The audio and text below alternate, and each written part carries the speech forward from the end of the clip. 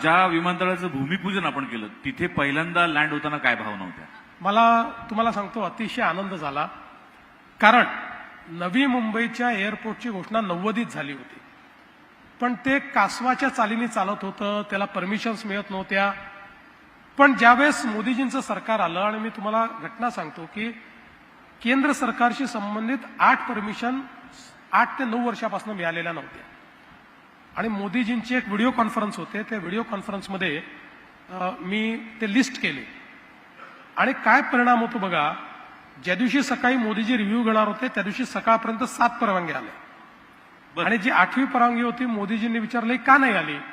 त्यावेळेस त्यांनी सांगितलं की याला 1 महिन्याची स्टॅट्युटरी नोटीस द्यावी लागते, ती आम्ही दिली आहे, ती संपल्याबरोबर ही परवानगी पण देऊ. आणि या सगळ्या परवानग्या आल्या आणि त्याच्यानंतर त्यातले सगळे अडचणी आम्ही दूर केल्या.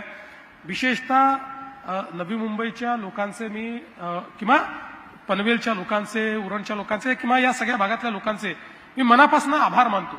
इथली जी गावं होती, आता त्या सगळ्या गावांची नावं मला आठवत नाही आहेत, पण त्या गावांनी इतकं प्रचंड सहकार्य केलं आणि म्हणूनच या ठिकाणी आपण हे करू शकलो. आमचे रामशेठ या ठिकाणी आहेत, रामशेठ ठाकूरांनी खूप आम्हाला त्याच्यामध्ये सहकार्य केलं, अन्यथा हे फार कठीण काम होतं आणि त्या सहकार्यामुळेच लोक कन्व्हिन्स झाले आणि आपण फास्ट हे काम पूर्ण केलं.